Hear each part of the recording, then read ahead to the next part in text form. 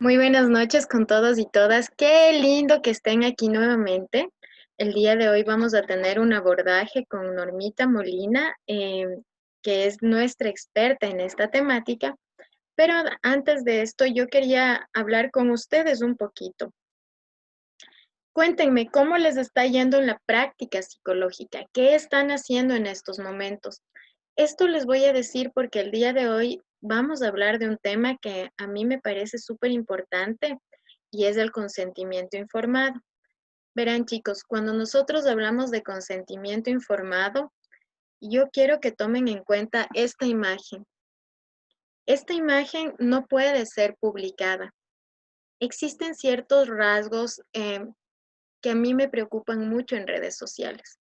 Y uno de estos rasgos es de esto, que la psicóloga se tome una foto con un niño menor de edad, menor de 18 años, no está permitido, inclusive si tiene el consentimiento informado que dice que puede difundir la imagen, porque usted estaría violando el Código Civil y además estaría violando el Código de la Niñez y la Adolescencia.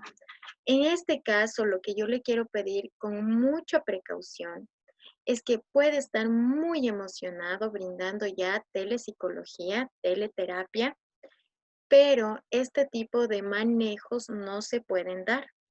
Y usted no puede publicar abiertamente en redes sociales que un niño, una niña o un adolescente está, usted está brindando telepsicología. Esta no es la forma correcta. Yo sé que en este momento estamos muy desesperados por nuestro trabajo. Sé además que a nosotros queremos demostrar nuestra innovación en nuestros desarrollos, lo que estamos avanzando dentro de la terapia, pero esa no es la forma adecuada. Usted podría utilizar la imagen posterior de la cabecita desde atrás o la imagen borrosa del niño, o ponerle un sticker en la fotografía señalando con quién está, pero usted no puede utilizar la imagen del niño del proceso terapéutico. Pilas con eso. Es algo que yo quiero que tome muy en cuenta cuando estamos hablando de telepsicología, sobre todo. Yo sé que tenemos que divulgar y promocionar nuestros servicios con nuestros usuarios, decir que ya estamos atendiendo, que estamos pendientes de ellos, que estamos trabajando, pero miren, chicos, esta no es la forma correcta. Eh, He visto que hay otras personas que ponen la imagen y toman la foto de todas las personas que están ingresando aquí. Esto en un curso de telepsicología es normal, es más, le beneficia a usted, porque dicen, miren, Carmen Usha, Alexandra Salinas, Sandy Trujillo, Berito, están capacitándose fuertemente para atender a sus pacientes, y es lo correcto.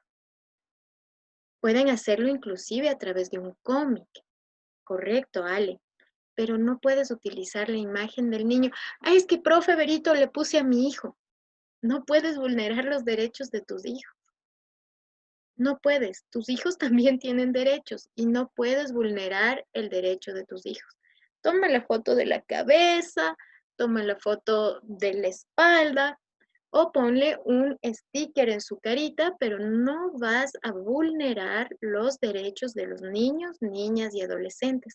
Es más, si tu paciente fuera un adulto, podría ponerte una demanda que no tienes idea porque tú no puedes utilizar esos datos como divulgación pública. Y quiero que lo tomen en cuenta. Acaba de llegar la Normi, está lista para darles la clase Hola. y Ay, sí, gracias. les dejo con ella para ya comenzar a trabajar maravillosamente y compartimos su información. Un abrazo con todas y todas. Tomen en cuenta este tip obligatorio de la profe a sus pollitos. Listo, chicos. Muy amable, gracias. Vamos a partir entonces con profundizando. Les mando un abrazo a cada una y a cada uno. Les pido disculpas por este pequeño retraso, pero estaba terminando otra capacitación para unos colegas panameños en torno a psicología forense, que es a lo que yo me dedico básicamente. ¿ya? Vamos a partir entonces con la presentación. Hoy día vamos a hablar acerca del consentimiento informado, ¿ya? Pero de manera ya más práctica y profunda, en torno justamente a las preguntas que tenían ayer. Y en ese sentido, lo primero que hay que considerar, ya, para refrescar algunos contenidos, es que esto va a ser parte de la teleasistencia, por lo tanto vamos a recordar, ¿no es cierto?, que nosotros estamos en el contexto de la teleasistencia y que no es otra cosa que prestar servicios psicológicos o psiquiátricos de contención. ¿Para qué? O a través de qué, empleando las TIC, que son las tecnologías de la información y la comunicación, para, ¿no es cierto?, poder dar esta asistencia integral, ¿ya? En ese sentido,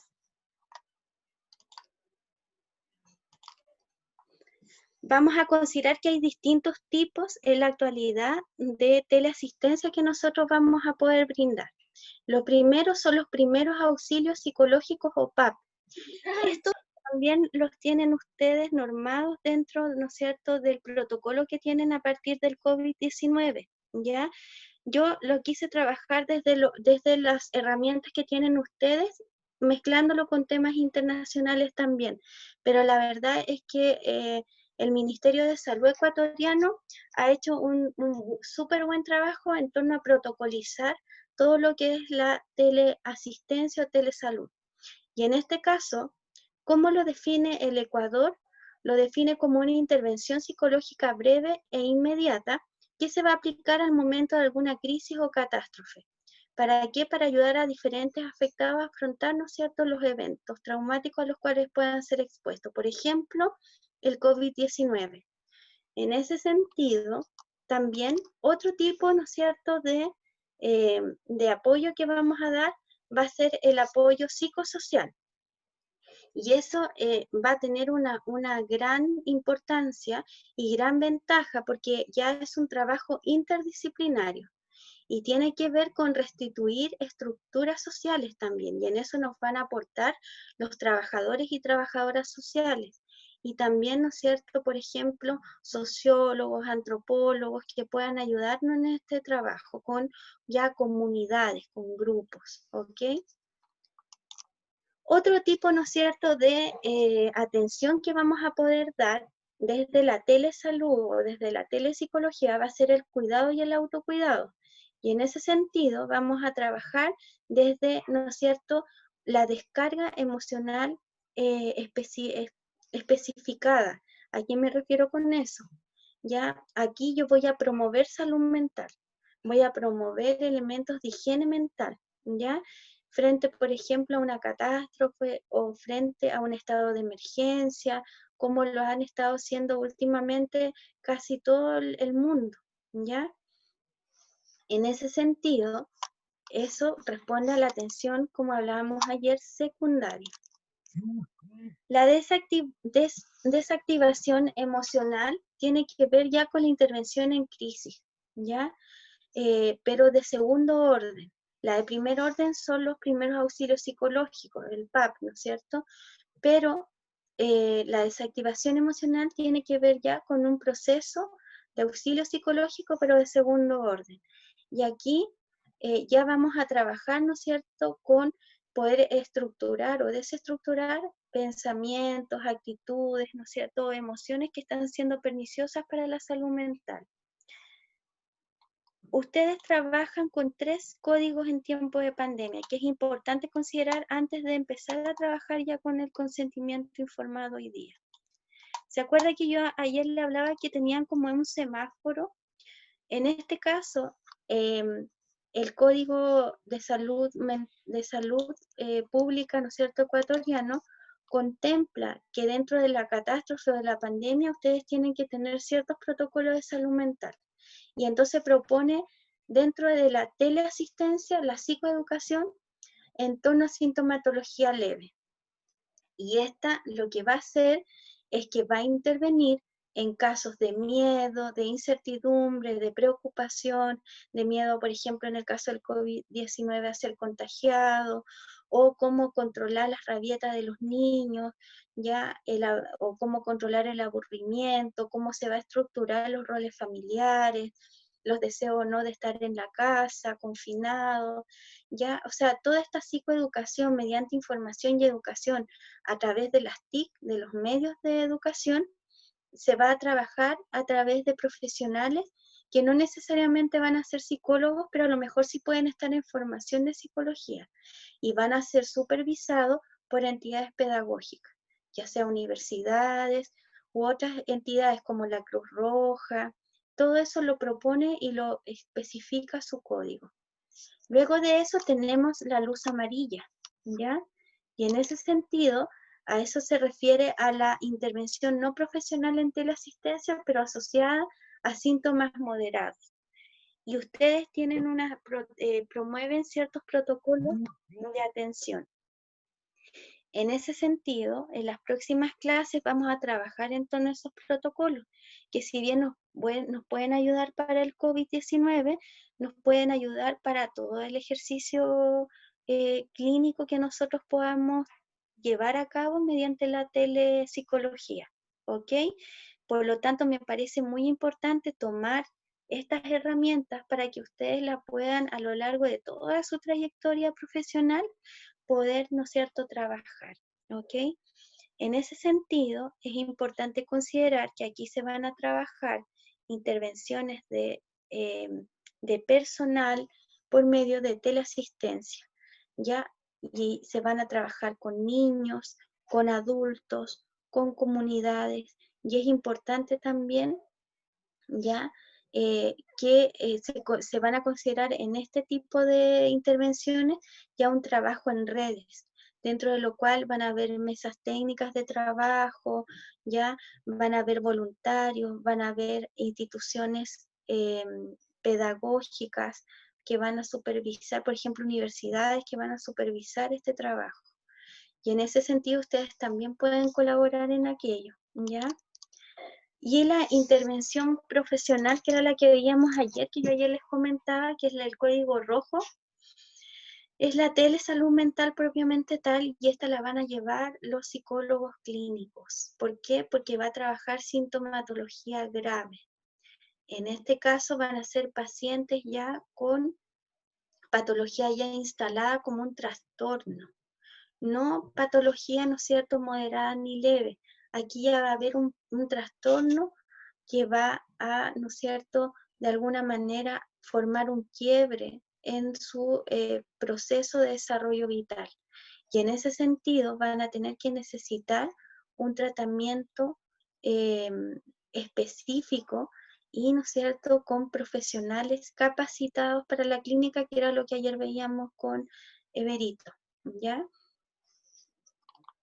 Por lo tanto, en torno a esto que consideramos anteriormente, vamos a considerar nuevamente el consentimiento informado, que no es otra cosa que una autorización que va a dar el paciente, ¿ya?, de libre conformidad, que va a ser voluntaria, que va a ser consciente. Por lo tanto, tenemos que nosotros tener claro que va a tener que tener un estado emocional cognitivo, ¿ya?, y mental propiamente tal, adecuado para poder comprender lo que significa el consentimiento informado, para poder comprender los pros y los contras de un tratamiento psicológico de telepsicología, ¿ya? Y por otra parte, para recibir la información adecuada a su tratamiento.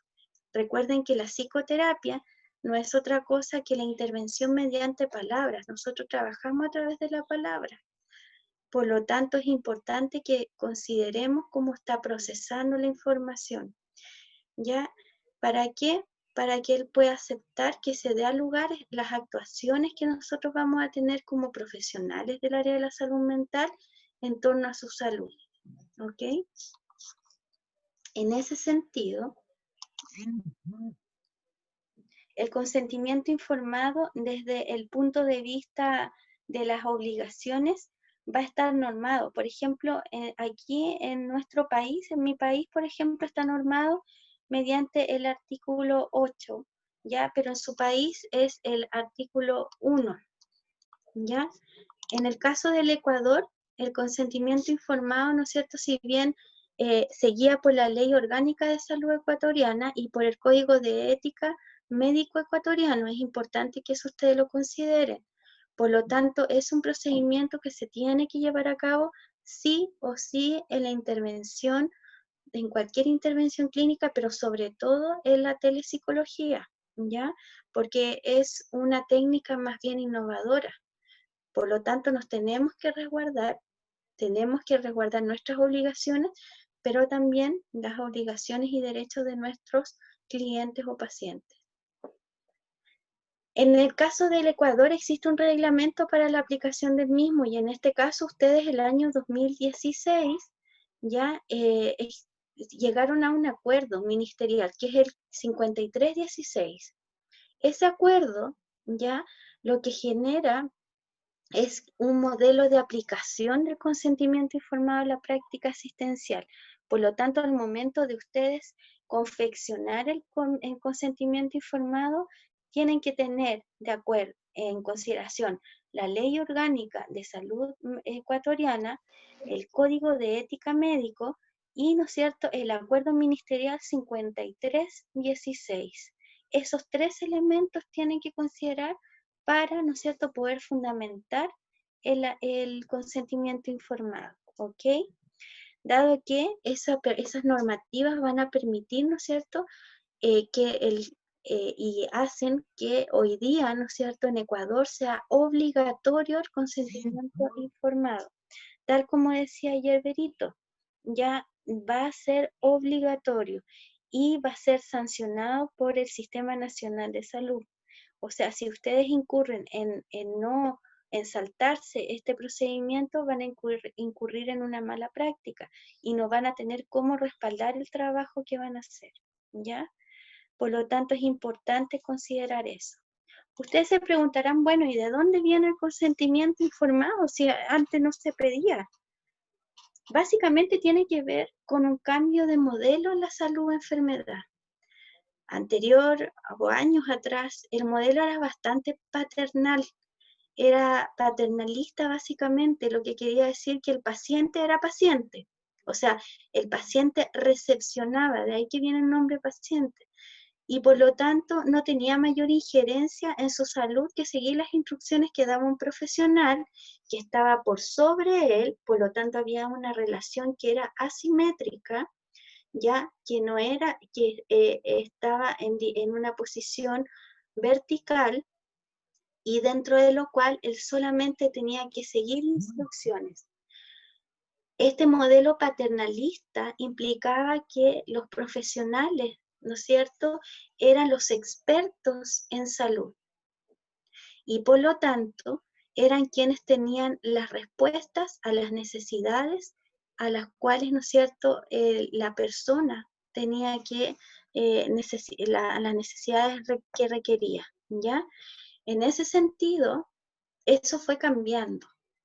O sea, la psicología, ¿no es cierto?, ya no es la psicología de la enfermedad, ni la psicología, es la psicología de la salud, y en eso también cambia el modelo. El modelo es de donde se ven los procesos salud-enfermedad. Y en el caso de la salud mental, ya, ahora nosotros trabajamos con un modelo, y en el caso de ustedes también lo contemplan, con un modelo autonómico interpretativo. Y ustedes dirán, ¿qué es eso? Bueno, desde ahí dejan de ser pacientes, los pacientes, como nos enseñaron en pregrado, y pasan a ser clientes. La relación entre profesional y paciente ya no es vertical, actualmente es horizontal. Ya no es una comunicación hacia abajo, sino que es interpretativa, o sea, va a haber una co-construcción de la realidad en torno a lo que me está pasando. Yo soy experto desde lo que yo conozco de mi salud mental y yo voy a estar en una relación con el médico, en este caso con el psicólogo, en este caso, ¿no es cierto?, con el profesional de salud, de igual, pero entre expertos. Yo experto en mi cuerpo, en mi mente, y el profesional experto en la epistemología, preparación, procedimiento, metodología, ¿ya? En ese sentido, por lo tanto, el modelo, el paciente ya no es paciente, ya no es inactivo, es activo.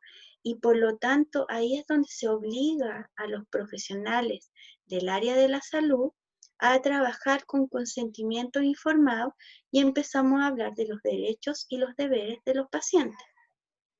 Aquí en Chile, el Ministerio de Educación, ¿no es cierto?, ha generado una campaña muy, muy fuerte en torno justamente a conocer mi expediente de salud, a poder solicitarlo, a poder solicitar incluso reuniones médicas, ¿ya? Y en ese sentido, en Ecuador es lo mismo, ¿ya? En Ecuador tienen un modelo también autonómico interpretativo, y eso va a implicar que además existan tipos de consentimiento informado, ¿ya?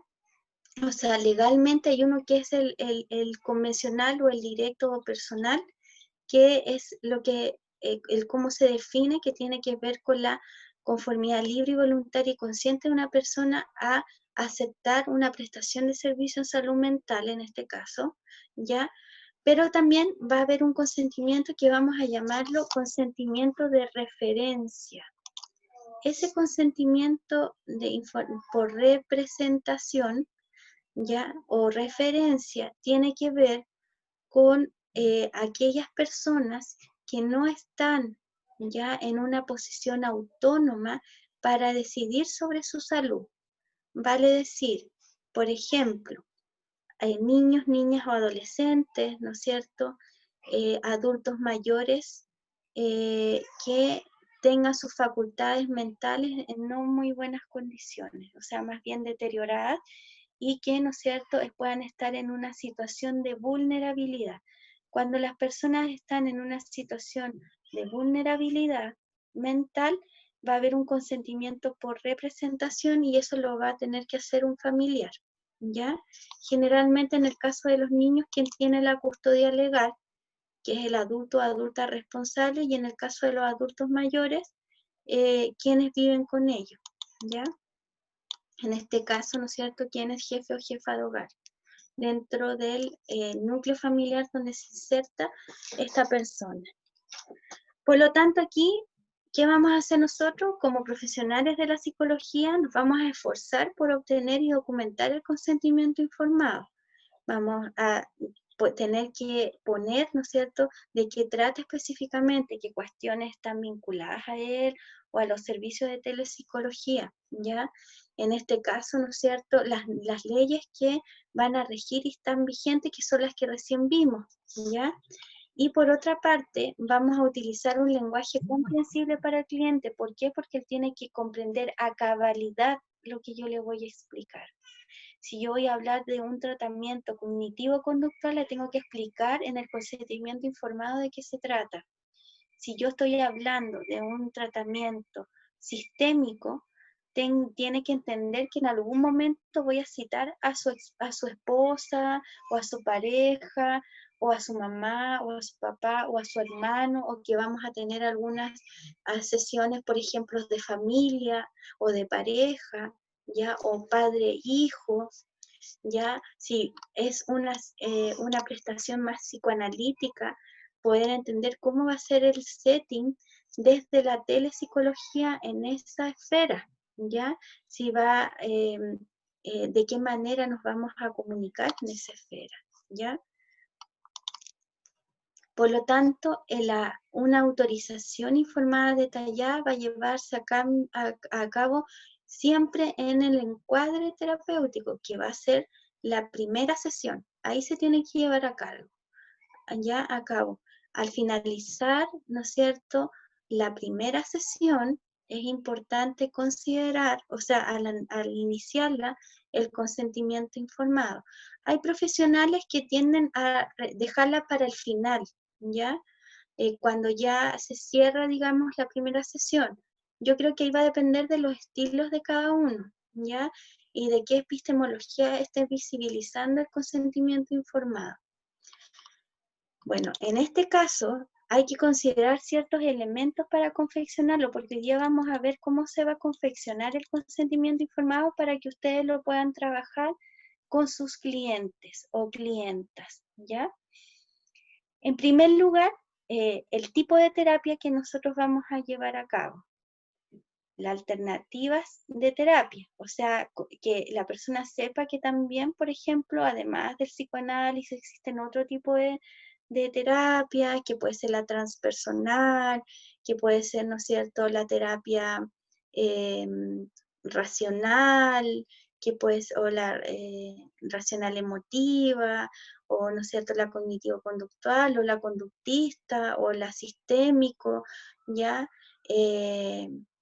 Y en ese sentido, ¿no es cierto?, es importante considerar que dentro de esas terapias a lo mejor se va a considerar el trabajo de telepsicología asincrónico. ¿Se acuerdan que lo veíamos ayer?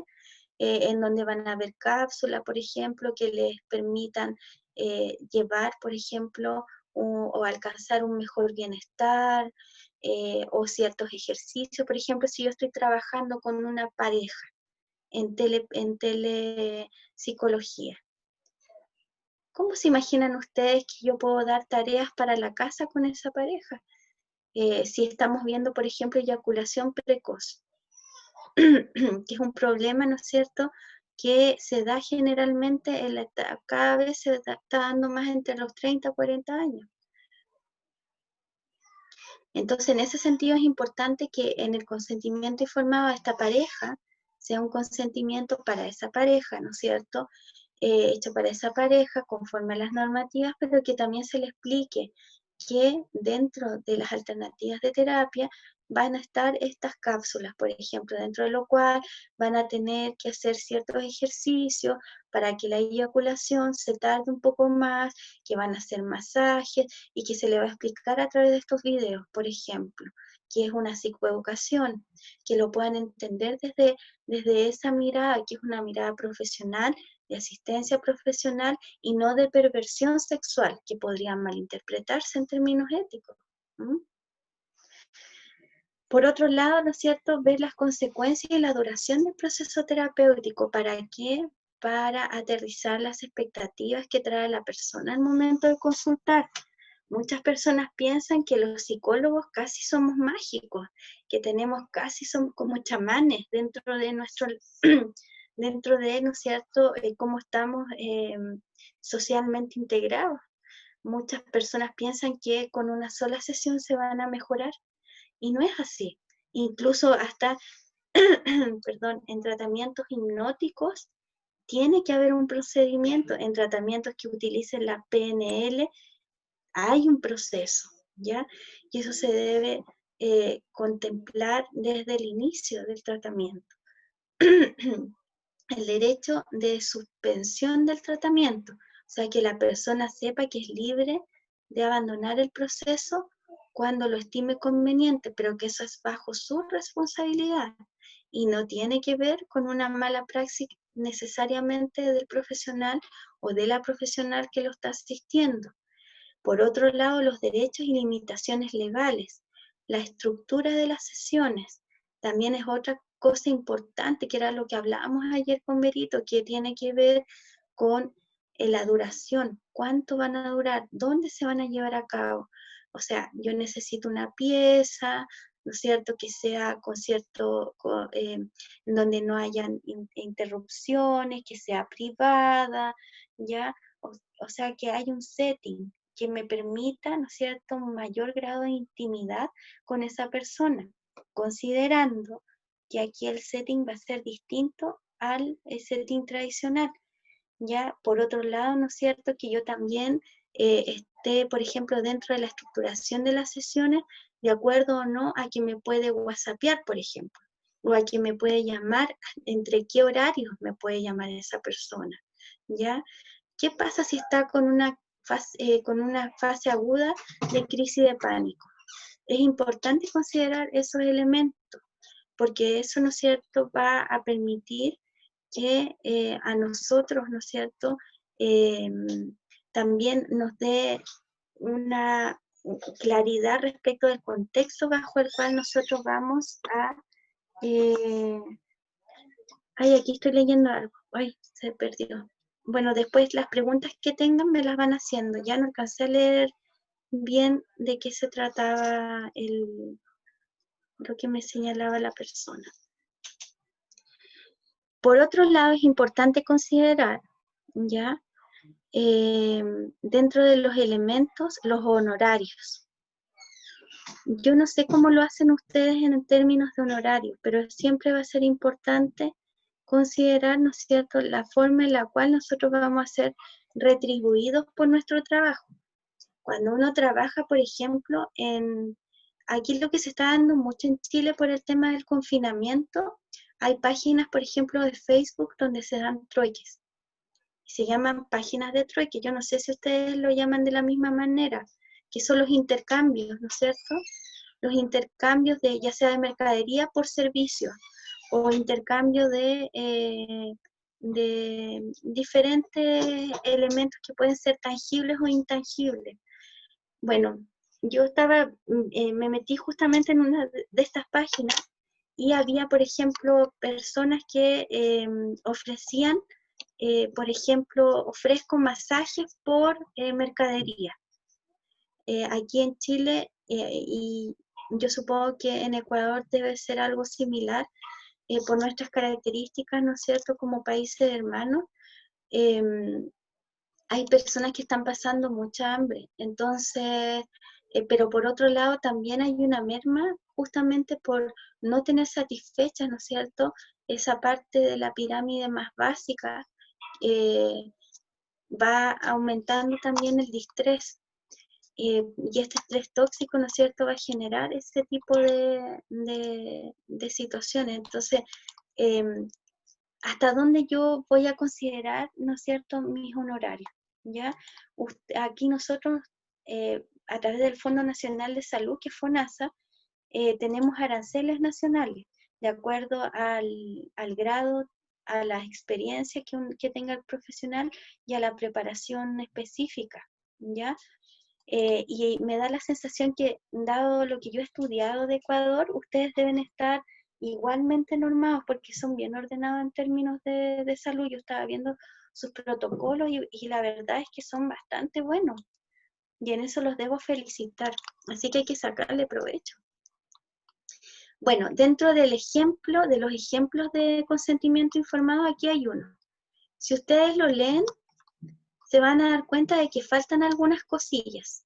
Así que, por lo tanto, como este lo tomé de ejemplo, este no es un buen ejemplo. Quiero que se vayan con esa sensación. Aquí faltan cosas, ¿ya? Así que tomé otro de un colega colombiano que me gustó bastante y que se adecua mucho a lo que yo trabajo, ¿ya? Y aquí es importante considerar qué elementos vamos a considerar para confeccionar o elaborar un consentimiento informado. Primero, definir, ¿ya?, cuáles son los servicios psicológicos que yo voy a prestar. Por ejemplo, aquí, en este consentimiento que él propone, dice: la terapia psicológica es una relación entre personas que trabajan profesionalmente en colaboración en búsqueda de un objetivo común, que es mejorar la calidad de vida, aumentar el bienestar psicológico. O sea, hay una definición que sea clara para la persona. Después dice, por lo tanto, conlleva derechos y responsabilidades. O sea, ahí se está indicando ya la normativa. Antes de decidir iniciar el proceso, es importante que entienda con claridad los derechos y responsabilidades el consultante o como consultante. Eso es importante que quede en un consentimiento informado. También es importante que conozca y tenga presente qué limitaciones legales ya tiene, ¿no es cierto?, en torno a los derechos como consumidor, porque no tenemos que olvidar que son consumidores y consumidoras, ¿ya? Y por lo tanto están accediendo a un servicio. Y en ese sentido, por otra parte, tienen que considerarse también, ¿no es cierto?, que los siguientes párrafos tienen que ir los derechos y responsabilidades como del terapeuta, ¿ya? Pero anterior a eso, a mí me parece que anterior a seguir con las obligaciones o el rol del profesional, es importante considerar los beneficios y los riesgos que tiene la psicoterapia, ¿ya? Considerando los mitos que existen en torno a ella, o sea, que nos asocian a chamanes, que de acuerdo a ciertas, por ejemplo, la terapia transpersonal, hay colegas que trabajan con ciertos elementos que se podrían malinterpretar, como brujería, qué sé yo, que tienen que ver con sistemas de creencias que puedan tener los clientes. Perdón. En ese sentido, es importante considerar, ¿no es cierto?, o dejar en claro que la psicoterapia puede tener riesgos, ¿ya? Y también tiene beneficios, como por ejemplo que el proceso terapéutico tiene que ver con hablar, que la persona sepa que va a ir a hablar al espacio que yo le estoy brindando para, ¿no es cierto?, estos servicios psicológicos, y que generalmente va a tener que hablar de aspectos que son dolorosos en ocasiones, ¿ya? Y eso puede incluir un riesgo asociado, como una descompensación, por ejemplo, en torno a las sensaciones, en torno a la percepción, ¿ya?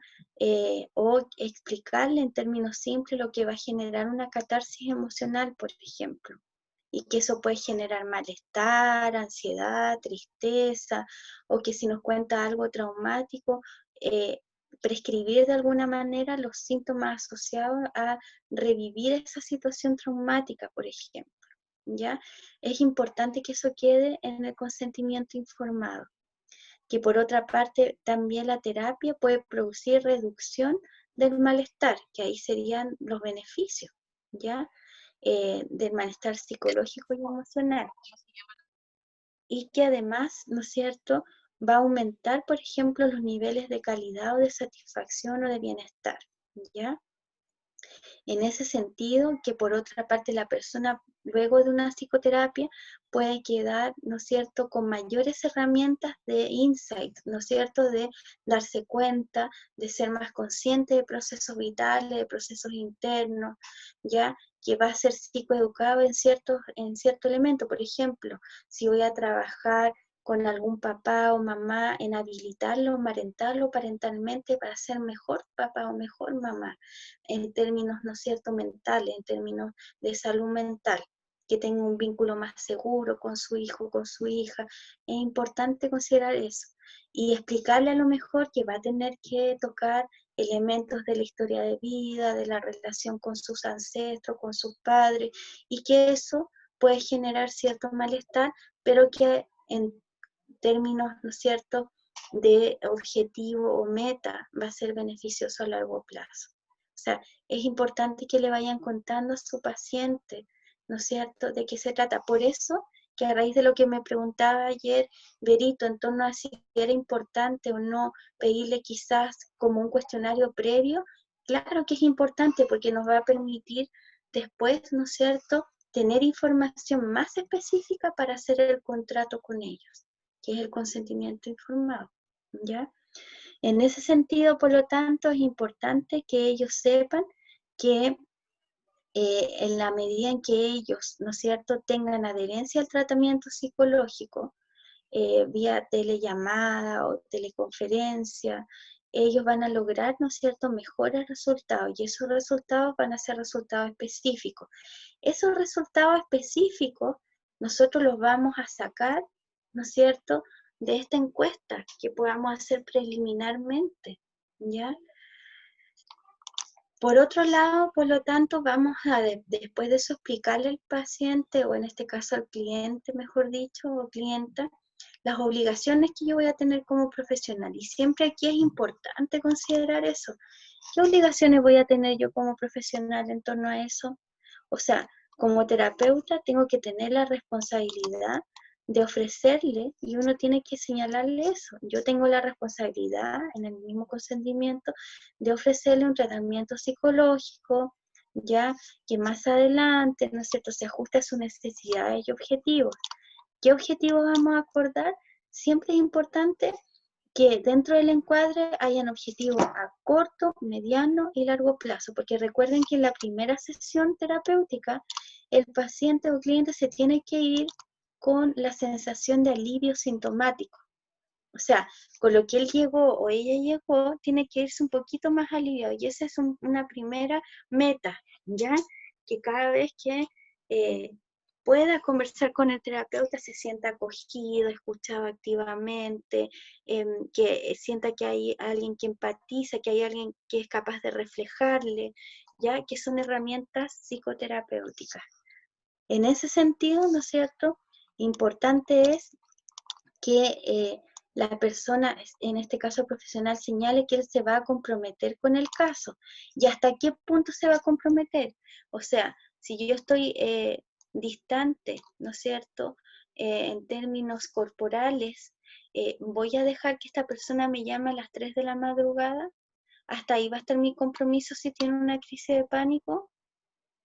Entonces, a lo mejor ahí, en este consentimiento informado, agregar que si está presentando una crisis de pánico a altas horas de la noche, se le va a enviar una cápsula de, ¿no es cierto?, de programación neurolingüística o una cápsula de, ¿cómo se llama?, relajación sistemática, ¿ya? O un SOS. Entonces, en ese sentido, es importante que eso quede dentro de las obligaciones del profesional, ¿ya? Por otro lado, ¿no es cierto?, en ese sentido es importante considerar que dentro de estas obligaciones también va a tener que ver con que yo le tengo que explicar qué posibles factores van a contribuir a su situación actual, las características de lo que le está pasando, o sea, que la persona tenga, ¿no es cierto?, preferencias personales también en torno a si toma o no el servicio. En términos de los derechos y las obligaciones del paciente, aquí es muy importante, ¿ya?, que la persona pueda tener en consideración que él no es paciente, sino que él es un cliente. Y como cliente, yo en el rol de él o de ella espero que, como decimos nosotros aquí en Chile, se ponga las pilas o que, ¿no es cierto?, se movilice, que sea activo en su tratamiento, que sea activo en su dolencia, en su problema, en su trauma, ¿ya? Que no solamente espere de manera pasiva ya lo que el profesional le va a otorgar, sino que también sea un espacio de co-construcción de esta nueva realidad, ¿ya? Y en ese sentido es importante considerar que también pueden haber elementos dentro de los cuales pueden haber otras disciplinas diferentes de la psicología que puedan ayudar a su tratamiento. Y en ese sentido, ¿no es cierto?, también puedan surgir otro tipo de procesos que van a ser unilateralmente definidos durante el proceso interventivo, ¿ya? Para que él sepa que a lo mejor vamos a cambiar de estrategia si es que algo no funciona. Por otro lado, dejar en claro las citas y las sesiones. Por ejemplo, acá yo ponía unos ejemplos en torno a cómo lo trabajo en telepsicología, que las sesiones van a ser videograbadas y mediante conferencia o videollamada, el sistema de WhatsApp o vía Zoom, que por lo general van a durar aproximadamente 40 a 45 minutos, que la mayoría de los casos va a ser una vez por semana, pero que se pueden complementar con cápsulas audiovisuales de apoyo al tratamiento, ¿ya? Que pueden ser SOS o bien, ¿no es cierto?, simplemente de reforzamiento. Que habrá situaciones especiales en las cuales, ¿no es cierto?, que por naturaleza de la intervención pudiese ser necesario programar sesiones un poco más largas. Por ejemplo, de 1 hora. En caso de que yo necesite, por ejemplo, entrevistarlo con su pareja o con sus hijas, es importante considerar eso. O de mayor frecuencia en torno, ¿no es cierto?, al consultante. y que eso se discutirá en la medida, ¿no es cierto?, en que se vaya dando el proceso. Que, por ejemplo, se respetará la cita asignada, ¿ya?, a la persona, pero que en caso de no asistir a la telecomunicación, a la telesesión, va a tener que informarlo, ¿no es cierto?, con 24 horas, o bien va a tener que pagar el servicio, ¿ya? ¿Por qué? Porque obviamente ustedes también tienen que tener probablemente otros clientes y su tiempo también vale como profesional. En ese sentido es importante, por lo tanto, que puedan, ¿no es cierto?, trabajarlo. Y que además el cobro por sesión se cobrará, ¿no es cierto?, en torno a las consultas dadas, pero también en caso de que no avise con 24 horas de anticipación que no va a asistir. Ahora, en caso de fuerza mayor, ahí, ¿no es cierto?, también lo pueden consensuar, ¿ya? Otra cosa es importante que consideren es la confidencialidad y los límites en torno, ¿no es cierto?, a, digamos, la regulación legal que existe, ¿ya?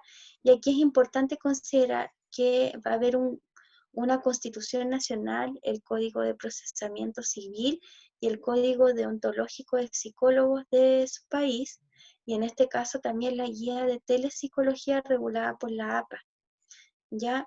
La cual va a generar que la totalidad de la información sea confidencial.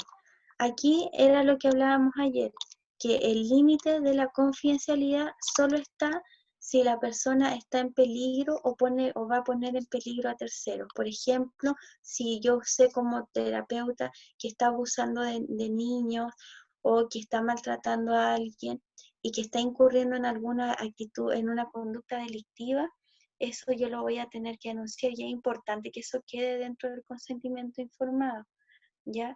O que si yo sé que está bajo riesgo, yo voy a, ¿no es cierto?, activar una red de apoyo. Es importante que también lo sepan, ¿ya? Esto acerca de la confidencialidad y los límites, es importante que vaya en el consentimiento informado, porque nos va a permitir resguardarnos de acciones civiles, o sea, de sanciones que podamos tener por mala práctica. El derecho a suspender el tratamiento también debe ir en el consentimiento informado, ¿ya? Eso es importante considerarlo, porque en ese sentido, ¿ya? Es siempre recomendable que él se sienta con la libertad y la voluntariedad de hacerse cargo de su proceso, de su mejoría y también del término del tratamiento, ¿ya? Por lo tanto, en la medida que tiene un locus de control interno, eso hay estudios que han señalado que tienen mucho mejor adherencia al tratamiento, y por otro lado, mejora, ¿no es cierto?, los resultados del tratamiento de las intervenciones realizadas. Y finalmente, es importante que todo lo que anteriormente vimos, que debe llevar el consentimiento informado, propiamente tal, debe plasmarse en un documento firmado, ¿ya? O sea, la persona, usted lo tiene que enviar vía mail, la persona lo tiene que leer ahí cerca de usted, o sea, enfrente suyo la primera sesión, ¿ya? Eso tiene que quedar idealmente video grabado o grabado en audio, ¿ya? ¿Por qué? ¿Por qué grabado en audio, dirán ustedes? Porque aquí, como no estamos de manera presencial, digamos física, ¿ya? Si bien estamos en tiempo real, ¿no es cierto?, y está presente la persona, no está en forma física. Por lo tanto, aquí también otra forma es que le haga llegar el consentimiento firmado, pero tiene que quedar un registro en audio. ¿Por qué? Porque en caso de que la persona después se querelle por mala práctica, o porque algo desde su punto de vista no se llevó a cabo, usted se respalda. Por lo tanto, tiene que quedar plasmado el consentimiento verbal, oral, sobre todo y siempre en el caso en que se dé por telepsicología. y cuando el paciente se pronuncia o el cliente claramente que sí, ahí ya es una decisión personal y autodeterminada. Y es importante que usted, que él lo lea, usted le dé tiempo para preguntas y que si hay algo en lo cual no esté de acuerdo, lo pueda con puño y letra, ¿no es cierto?, digamos, complementar y firmar, ¿ok? Pero ese va a ser nuestro contrato de servicios, por lo tanto, y contrato legal. Tiene que llevarse a cabo, ¿ya? En ese sentido, por lo tanto, es importante, ¿no es cierto?, considerar todos aquellos elementos y no podemos sacar idealmente ninguno de ellos. Como veíamos anteriormente en este ejemplo, hay elementos que faltan. Por eso que después yo los fui trabajando elemento por elemento y les fui dando párrafos para que ustedes lo puedan poner en sus consentimientos de telepsicología, ¿ya? Ahora, si ustedes contemplan otro modelo, evidentemente es de acuerdo, ¿no es cierto?, a cómo cada profesional se sienta a gusto en torno a el consentimiento que quiera dar, ¿ya? ¿Hay alguna pregunta?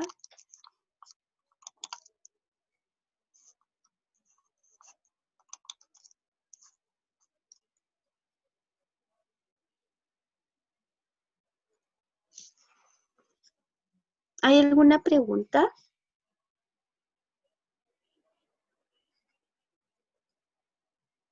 Ok, Normita, hay algunas preguntas.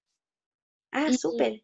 debe ser desde la apertura clínica o desde el proceso terapéutico, te pregunta Ángeles Bravo. Va a depender siempre de, el motivo de consulta con el cual llega la persona la primera sesión. Por eso es importante generar idealmente, cuando piden intervención, generar un cuestionario, porque de esa manera esa misma persona me va a poder dar pie para yo decidir si es desde el punto de vista diagnóstico, de psicodiagnóstico más clínico, o si es desde el punto de vista terapéutico. Si es Y desde el además, punto de evaluación, se utiliza otro tipo de consentimiento, dentro de lo cual hay bueno, si quieren después le puedo enviar un ejemplo, pero ahí uno le va solicitando la información a la persona, le va señalando que toda la información que entregue la persona debe ser fidedigna, o sea, es otro tipo de consentimiento, si es desde la evaluación. Normita, y eso es muy cierto, porque ahora acuérdense que siempre tenemos dos tipos de pacientes o usuarios, ¿no? Y es el usuario que viene primero para descubrir que tiene. Y Exacto. luego tenemos el usuario que ya sabe que tiene y ya viene a una terapia. Entonces deberíamos definir estos dos tipos de consentimiento. Y ahí Carlita Quispe nos hace una pregunta. Cuando el paciente requiere suspensión de tratamiento creyendo que ya todo ha mejorado y después de algún tiempo intenta retomar terapia, ¿deberá volver a realizar el consentimiento informado y el contrato? ¿O podríamos retomar con este proceso? ¿Qué consideras tú, Normita, en este caso? Ahí tiene que ser otro contrato. ¿Por qué? Porque ese mismo cliente puede después querellarse por mala práctica y señalar que no quedó bien, ¿ya? Y tener un locus de control más externo, o sea, culpabilizar al profesional de que tuvo una recaída. Por lo mismo es importante que en torno, cuando nosotros definimos los beneficios y los riesgos incluir que en caso de que la persona decida poner término bajo su propia voluntad, eso no necesariamente va a querer decir que es el fin del proceso eh, interventivo propiamente tal. O sea, que pueden venir reacciones adversas de no terminar el proceso psicoterapéutico como está planificado. O sea, si yo le digo que vamos a llevar 12 sesiones y se dan las 12 sesiones y después yo le propongo 14 sesiones y esa persona señala que no puede pagar las otras dos y se va y después presenta una recaída, bueno, ahí es porque el consentimiento llega hasta 12 sesiones, ¿ya? Pero en los riesgos y beneficios es importante poner eso. Lo mismo que en o bien en el mismo caso, en el mismo párrafo de la posibilidad de detener el proceso terapéutico o de desertar, es importante considerar eso. Como también ahí es importante agregar qué se va a entender por deserción terapéutica, que es otro elemento importante. O sea, cuando la persona, por ejemplo, ayer yo estaba hablando con una universitaria que ya son 2 semanas que no nos telecomunicamos, ¿ya? Entonces, de acuerdo a nuestro consentimiento informado, eso es considerado ya una deserción. Sin embargo, yo igual le escribí y le pregunté si iba a continuar o no, porque dado nuestro consentimiento informado, ya yo entendía que si es que ya no se conectaba en una tercera ocasión era deserción. Y ahí lo que ella me termina poniendo finalmente es que la disculpara, pero que había estado enferma y que por otra parte la segunda semana había estado con una charla con el papá y no sé qué, pero que sí iba a seguir con el tratamiento. O sea, es súper bueno ponerlo también, que vamos a entender por deserción, ¿ya? Excelente tip, Normita, y creo que esta es una cosa muy importante. El consentimiento informado debe ser casi personalizado, ajustarse a las reglas de lo que nos dice la norma deontológica, el acuerdo ministerial y los procesos de salud. Sin embargo, también debes estar pendiente de las normas que tienes tú como psicólogo, de lo que para ti es tolerable, de lo que para ti es posible y de lo que para ti es respetuoso para tu proceso profesional. La pregunta viene ya a hablar sobre los honorarios profesionales, Normi. Y aquí nos dice, ¿cuánto debería costar una sesión telepsicológica? Bueno, es lo mismo que cuesta la sesión convencional, porque son los mismos conocimientos, y de hecho la telepsicología es mucho más, va a utilizar mucho más mecanismos, más herramientas que la convencional. O sea, la convencional no necesariamente yo voy a utilizar cápsulas de apoyo, pero aquí, por ejemplo, como yo tengo que utilizar las TIC, no debería por qué no costar lo mismo, ¿ya? Y eso es importante que ustedes lo lleven como bandera de lucha para valorizar, digamos, estos procedimientos como procedimientos igual de válidos que la terapia convencional, ¿ya? En Mira, mi caso, Normi, yo como lo mismo que la terapia convencional. en este caso yo quiero darles una experiencia y creo que esta es una parte muy, muy apegada a nuestra realidad ecuatoriana. Hubieron compañeros que en el momento de comenzar la telepsicología pensaron que lo correcto era abaratar sus costos. Y ese es un Mm, grave error. Es un grave error por lo que ha dicho Normita. Primero vas a necesitar otro tipo de herramientas tecnológicas, insumos y procedimientos que te exacto. van a hacer, es algo muy honesto el decirte que trabajas el doble, porque es verdad. O sea, vas a tener que probar la herramienta tecnológica con la que vas a trabajar, vas a buscar nuevas herramientas, vas a construir este concepto y jamás deberías cobrar menos de lo que normalmente estás acostumbrado. He Exacto. visto en el Ecuador hay consultas psicológicas que van desde los $8 la hora Mm, hasta consultas como la mía, por ejemplo, que cuesta $65 la hora. He visto compañeros que cobran inclusive $165 la hora, dependiendo de los temas a abordar. En este caso, lo que usted debe medir es hacia qué público y hacia qué usuario está dirigiendo la telepsicología, con qué exacto. grupo de gente trabaja y esto le va a determinar el proceso de costo. Pero ojo, usted no puede cobrar menos porque va a invertir más para desarrollar este proceso.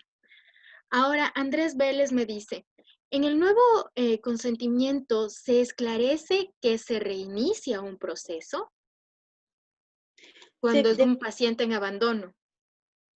Sí, se puede dejar escrito. Aquí lo importante es dejar lo más claro posible todos los límites que yo pueda tener en torno, ¿no es cierto? O dejar bastante encuadrado todo el procedimiento.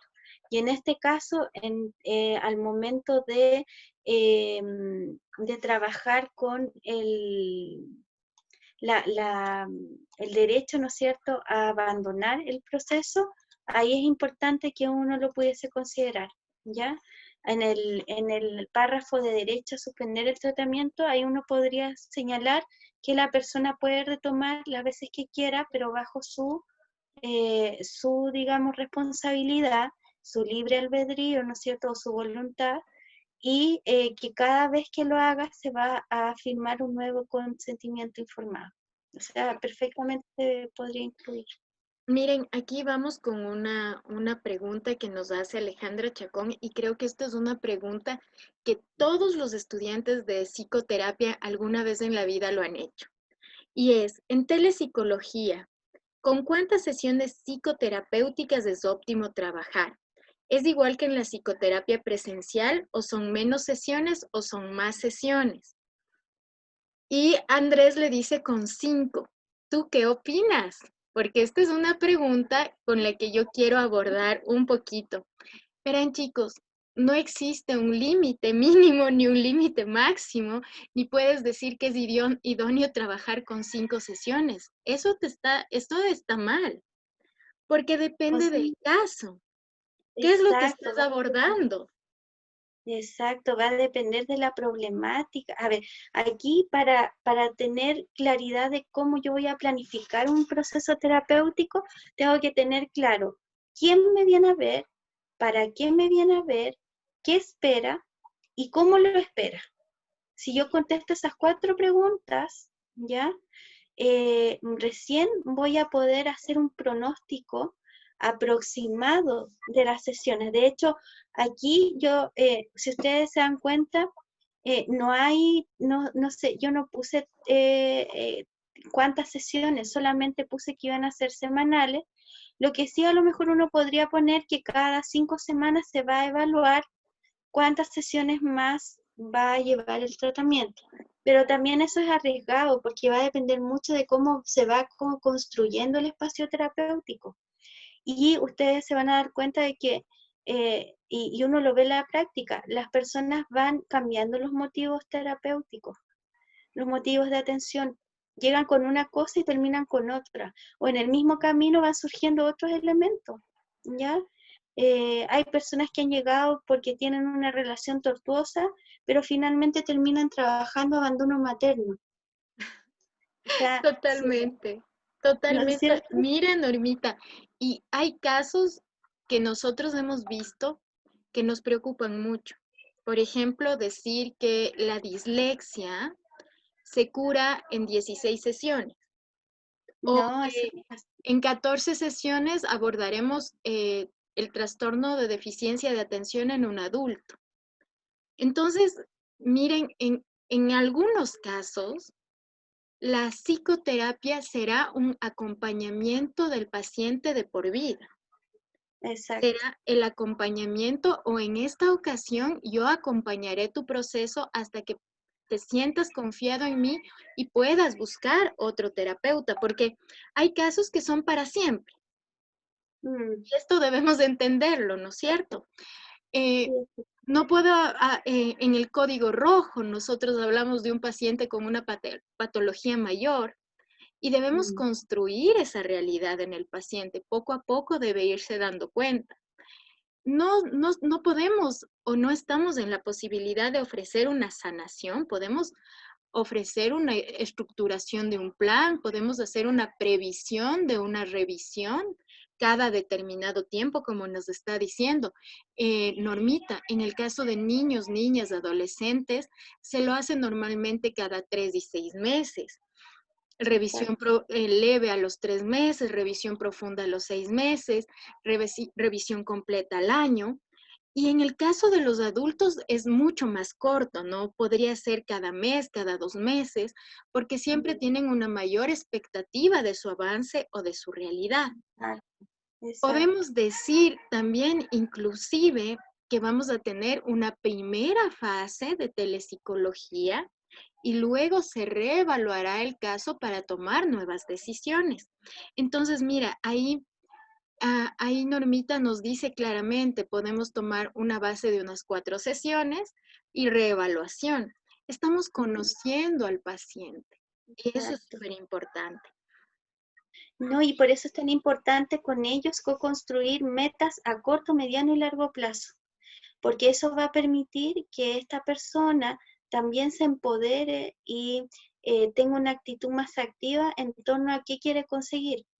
Y por otro lado, yo como terapeuta eh, puedo organizar mejor las estrategias de intervención. Entonces, porque hay que considerar acá que nosotros no atendemos trastornos con patas, como dicen en Chile. Nosotros, nosotros atendemos personas y esas personas tienen aquí lo ideal es mejorar su bienestar, su calidad de vida, y en ese sentido, en eso lo vamos a acompañar.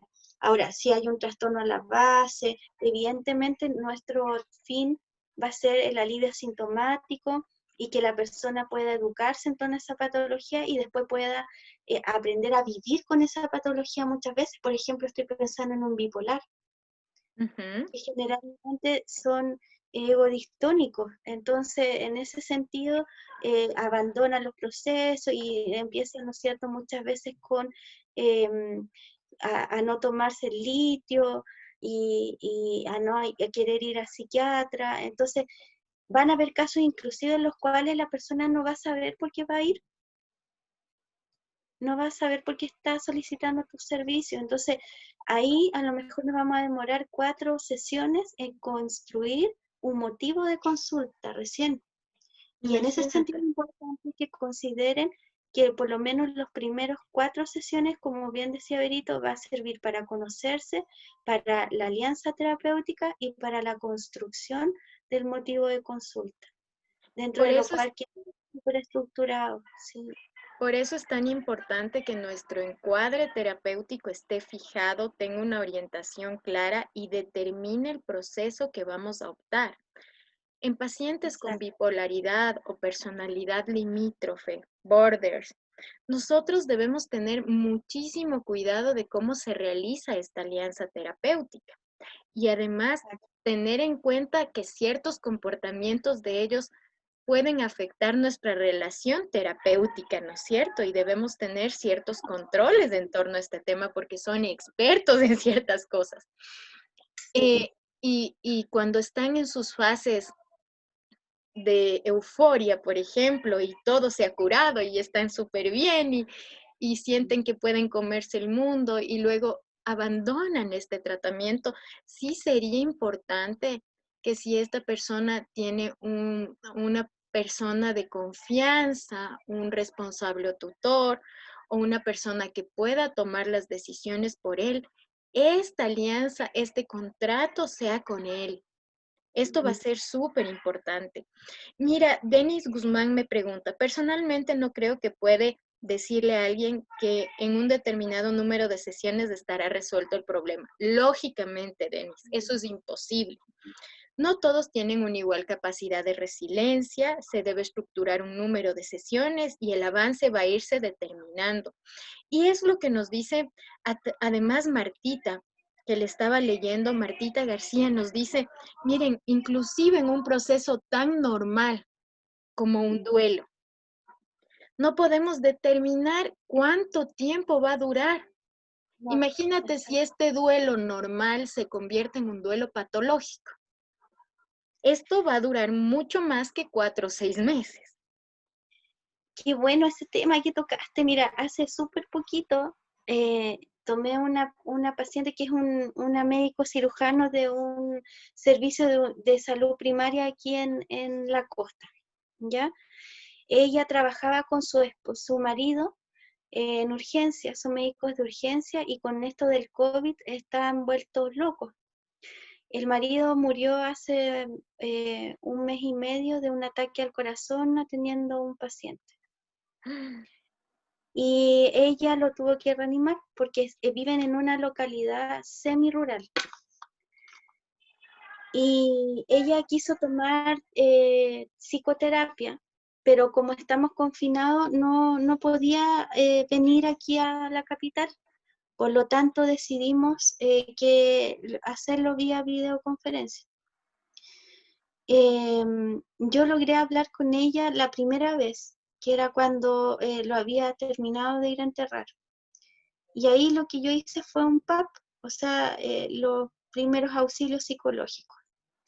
Fue la contención, ella estaba más bien disociada y le señalé ahí y ella me preguntaba como buena médico y muy racional, me decía, bueno, ¿y qué viene ahora? ¿Qué tengo que esperar ahora? ¿Es normal lo que estoy sintiendo? Yo le expliqué en términos, ella lo que buscaba harto era psicoeducación, como tener fundamentos teóricos de cómo... Normal en los médicos. Exacto. Y entonces, bueno, aquí yo lo que hice fue como prescribirle un poco lo mal que se iba a sentir, o sea, puede que pase esto, también puede que pase lo otro, hay personas que sienten esto, hay otros que sienten otra cosa, pero mira, estás en este proceso y bueno, y dentro de eso, le digo yo, me dice, ¿cuándo nos vemos de nuevo? Y yo le digo, cuando tú lo necesites. O sea, ¿no es cierto?, traspasándole a ella su propio, ¿no es cierto?, necesidad de buscar ayuda, ¿ya? Y en ese sentido le digo yo, mira, podemos dejarlo normado eh, una vez a la semana, o bien cuando tú te estimes convenientes inicias. Y efectivamente se perdió como 2, 3 semanas y no llamó nunca, nunca más. Hasta que después llamó un día, firmamos consentimiento, todo lo demás, dejamos todo estipulado, todo, la sesión semanal, toda la cosa, qué sé yo. Y,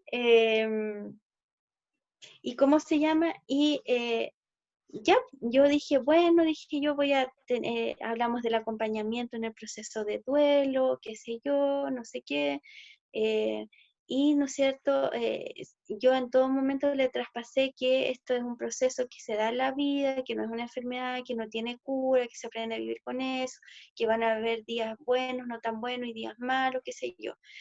Y se viene, y quedamos todos los martes a las 5 de la tarde. ¿Ya? Y venía el martes y entonces yo, como estábamos en telecomunicación, y yo empiezo a confirmar la mañana.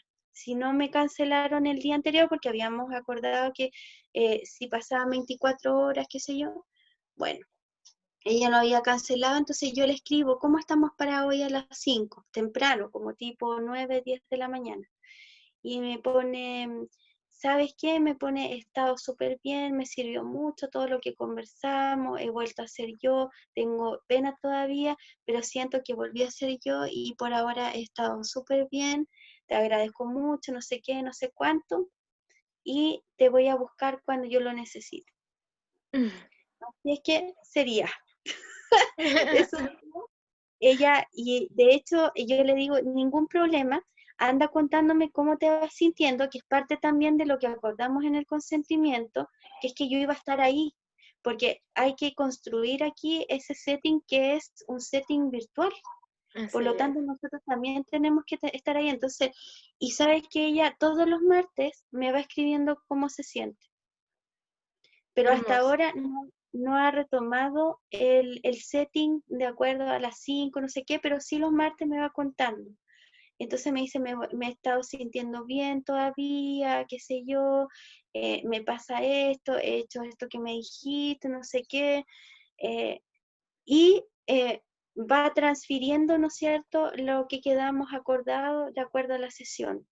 Si ustedes me preguntan, es un poco raro, porque yo esperaría que ella se sentara a las 5 y yo darle los 40 minutos de atención, pero finalmente ella ha decidido respetar el encuadre que tuvimos y el consentimiento de la manera que le ha sido más cómoda. Y yo tengo que estarla acompañando, que era en lo que yo me comprometí. No sé si me explico.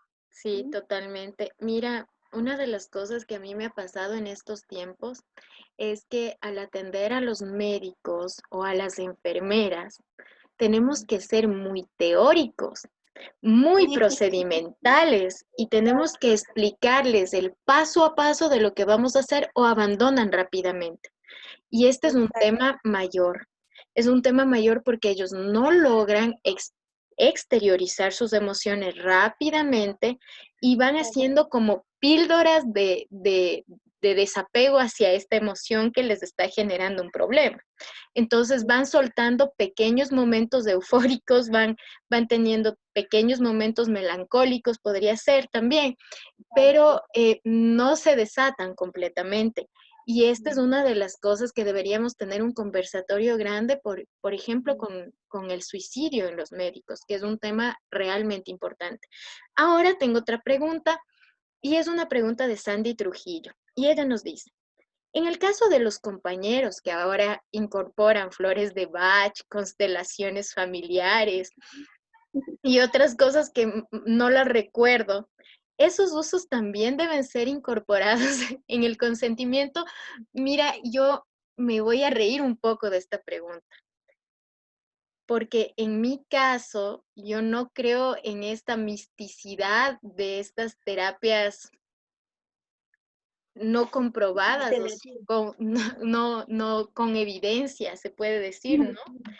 Yo no trabajo en esa forma y para mí sería un descarte completo. Pero no sé si esto debería ser validado en un terapeuta holístico, en un psicoterapeuta que tiene una visión holística, no sé, multitransversal. Yo creo que por eso es importante, a propósito del tipo de terapia que se va a dar, señalar expresamente a qué corriente uno pertenece. Porque efectivamente, en mi caso, mi preparación como clínica yo la obtuve desde la terapia sistémica. Entonces, efectivamente, también me cuesta un poco entender la parte transpersonal, el tema de los péndulos y la cosa más chamánica, pero también es cierto que el alivio sintomático va a estar dado más que por los procedimientos, lo que señalan los estudios tiene que ver básicamente con la alianza terapéutica. O sea, en la medida en que el cliente se sienta bien con el terapeuta, se sienta acompañado, aunque le dé pildoritas de De cumpleaños, azúcar, ajá. se va a sentir bien.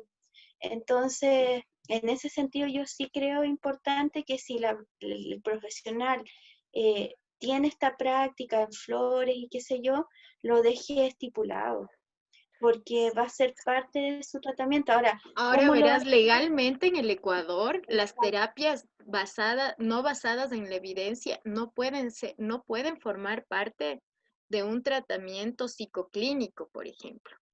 Entonces, hay ciertas limitaciones Mm, que deberíamos de entenderlo. Las terapias no basadas en evidencia no pueden ser utilizadas por psicólogos clínicos. Creo que esa es una de las cosas que debemos tomar en cuenta y debemos tomarlo en cuenta correcto. mucho.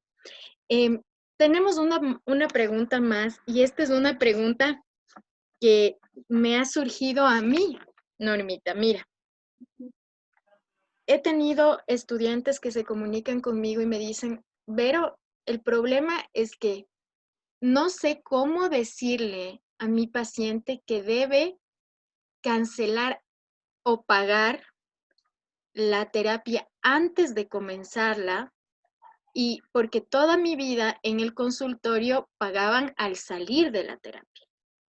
Y Mm, ahora ya no lo hacen o dicen, espérame un momentito, te hago la transferencia y nunca llega. Y es sí, algo que a mí también me ha sucedido un montón de veces ¿Cómo debería Sí. ser ese abordaje con nuestro paciente? ¿Deberíamos ponerlo ya en el consentimiento informado de cómo va a ser el método de pago? Sí, yo lo pongo en el consentimiento informado y ahí también se los di como ejemplo. Ellos pueden, ahí yo les di el ejemplo para que después lo lean que o es vía transferencia eh, o bien, ¿no es cierto?, vía, bueno, nosotros acá tenemos una plataforma que es flow.cl donde pueden utilizar o PayPal, ¿no es cierto?, también, o WebPay, y yo lo que les pido para evitarme eso, que lo paguen 24 horas antes de la sesión. De esa manera ellos confirman su hora y no se le otorga a otra persona. Y ahí yo me olvido de que hoy, ya, porque es un tema incómodo y eso es por formación de pregrado. A nosotros nos forman para ayudar, para asistir, no para cobrar. Exacto, exacto. Y Entonces, creo que con una el de cambio de formación modelo y profesional. entendemos que es un usuario, ya no es un paciente, sino Exacto, entendemos que es un usuario y un usuario de nuestros servicios, porque esta es exacto. la dinámica con la que debemos trabajar.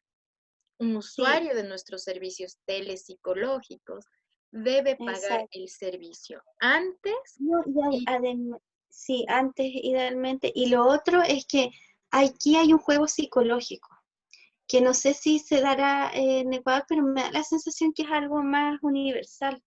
En la medida en que yo obtengo las cosas gratis, no las valoro. Pero cuando a mí me cuesta, totalmente. cuando a mí yo estoy llamada a hacerme responsable de eso, eh, ahí yo sí lo valoro. Entonces, en ese sentido,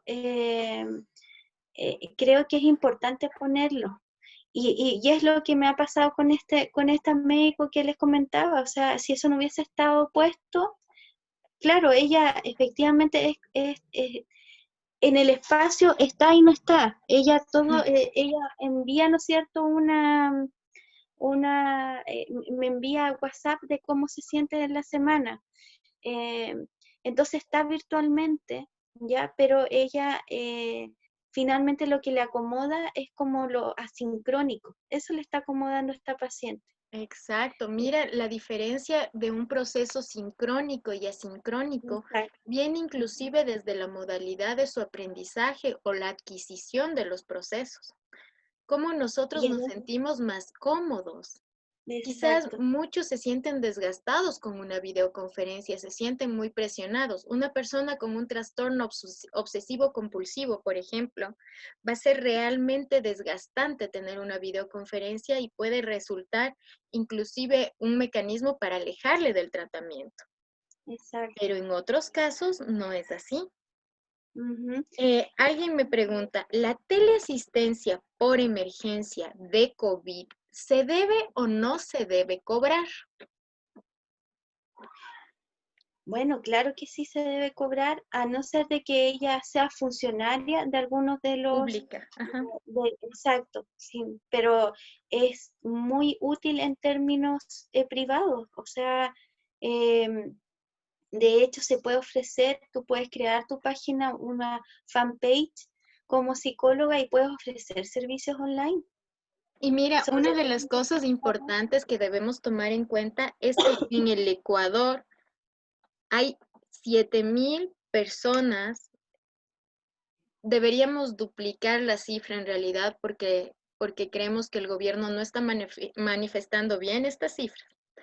bueno, aquí Pero pasa algo parecido. pero publican lo que les conviene. Entonces, nosotros vamos a tener que dar asistencia privada a Exacto, pacientes por COVID. Y una cosa es que tú des una asistencia en crisis por emergencia y otra cosa es una teleasistencia por COVID, que es diferente. O sea, quiero que entiendan esta parte de la emergencia. La emergencia es inmediata, es ahora o nunca. Y otra cosa es que des una teleasistencia porque, por ejemplo, esta persona tiene COVID y está sintiendo morir y se siente solo y se siente aislado y no puede tener contacto con nadie, pero sí puede tener contacto contigo mediante teleasistencia. Y entonces es más exacto. fácil ahí. No, y además que hay que considerar que ¿cómo se llama? Dispositivos que pone el gobierno o que ponen los gobiernos. Por ejemplo, aquí en Chile hay varios dispositivos, pero las líneas están copadas. Entonces, faltan profesionales que den teleasistencia. Y hay personas que no ocupan lo público porque no les gusta, porque creen que es malo y que lo mejor es pagar. No sé si les pasa allá, pero acá se da mucho eso. Aquí pasa muy, muy igual. Y bueno, muchísimas gracias, Normita, por estar aquí. Ha sido una conferencia súper enriquecedora. Disgregar este consentimiento informado es súper importante. Ahora les quiero contar algo, chicos. Nosotros tenemos ya activa nuestra aula virtual y nuestra segunda tarea será eso, crear un consentimiento informado de manera individualizada para nuestro consultorio. Y esto será muy importante. Les vamos a leer detenidamente para construir este conocimiento y tener claro qué es lo que debemos marcar, pedir, solicitar y entender en este proceso. Muchas gracias, Normita, por tu presencia. Siempre es muy Nada. lindo tenerte aquí. Igualmente les mando un abrazo a todos y a todas y harta fuerza y a cuidar, seguir cuidando a los suyos, que ojalá que esto pase pronto. Un gran abrazo. ¿Siguen en confinamiento, Normi? ¿Obligatorio? Aquí están muriendo cerca de 200 personas al día. Mira, aquí estamos en semáforo ya amarillo y solo mueren 500 personas al día. Me Así que imagino. me imagino que volveremos pronto a semáforo rojo o cederemos mucho a las cámaras comerciales y de la producción en el Ecuador, porque como ya vamos casi 80 días en confinamiento, es un tema fuerte, ¿no? Pero Sí. bueno, mientras estemos en casa, protegidos, cuidados y brindando teleasistencia y llevando el sustento a nuestros hogares. Que les vaya muy bien, chicos. Muy buenas noches con todos. Un gusto, que estén muy bien. Buenas noches.